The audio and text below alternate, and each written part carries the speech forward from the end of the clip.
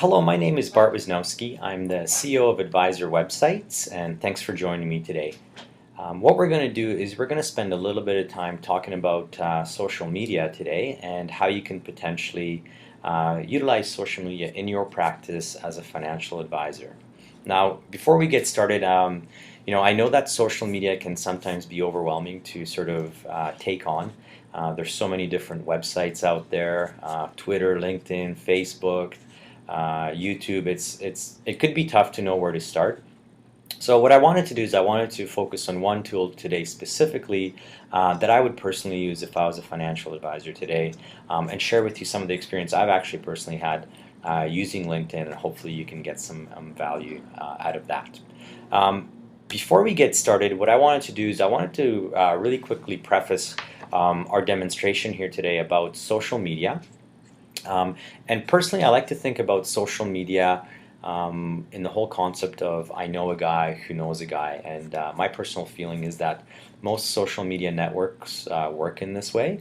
And I like to think about it, we've all had that experience where, I know a guy who seems to know everybody. I know a guy who knows a mechanic, or I know a guy who knows a good doctor, or I know a guy who can, knows where to get a great steak, for example. So the beauty about social media is that it sort of follows that concept.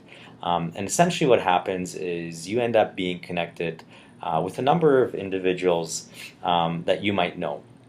Now, each one of those individuals might be connected to other individuals themselves. And what happens with social media is that it's a fantastic tool because it actually physically maps it out for you. It gives you a little bit of a roadmap in terms of who the people you're connected with are connected with as well. And I think this is where the power of social media really comes into play. Now, again, I mentioned, or personally, when I first started using social media, I found it overwhelming. So what I thought I would do is start off today by saying if I was a financial advisor today, and I could only use one tool, the one tool that I would start off with would be LinkedIn. And here's the reason why. The average age, I did a little bit of digging, the average age of a LinkedIn user is 41 years old. The household income is $110,000.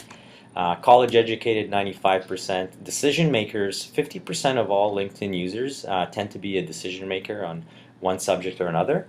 And that's great because these are the people that might have the power to make decisions on items like a group benefits package for an organization. So definitely the type of people you want to be in touch with. And about 24% of the individuals using LinkedIn have a portfolio value of more than $250,000. So again, only my personal opinion. If I was to use only one social media network to get started with, I would personally use LinkedIn, and it's because of these demographics that I was able to find. But other social media networks are also great, and we'll cover those in subsequent seminars. Now, let's get started. What I'll do is I'll give you guys a really quick tour of LinkedIn. So what happens when you're logged into LinkedIn, the first thing you'll see is your dashboard. And the dashboard is great because it gives you a very high-level overview of what's happening with all your connections. You can think of your connections as friends, people you know, and the kind of things that they're doing in their world. And on the very home page, it just gives you a really quick overview of what's happening with everybody and who's being active. The first real section I want to talk about is the profile section. Now, I personally think that this section is extremely important, and I like to think of the profile section as your online resume. So it'll list things like your existing positions, where you worked in the past, where you went to school, who you're connected with, your websites. This is great because you can actually spell out the name of your website. It has some search engine benefits. You can list your blog, other social media profiles, which is great.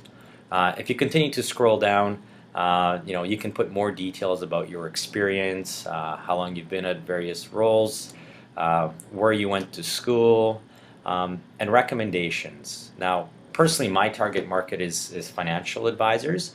So on my end, what I want to do is I want to show anybody that I'm connected with that other financial advisors had great experiences with me when they built their websites, and recommendations are a great way of doing that. Now, a quick observation from my end. If you're financial advisors in the United States, I don't believe you're allowed to use recommendations, but if you're a financial advisor in Canada, I do believe you're allowed to use recommendations in your LinkedIn profile as a general rule, but please check with your specific compliance department on that rule as well. So just a little note on that. If you continue down further, again, it'll give you a little bit more information about interests that you might have, groups and activities and associations you're involved with.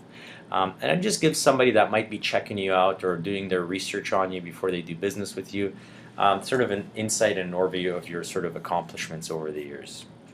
So the profile page I think of as it's my online resume, and I really want to have it filled out. The great thing about LinkedIn is as you complete this profile, it gives you this little bar, and your goal is to get up to 100% profile completeness.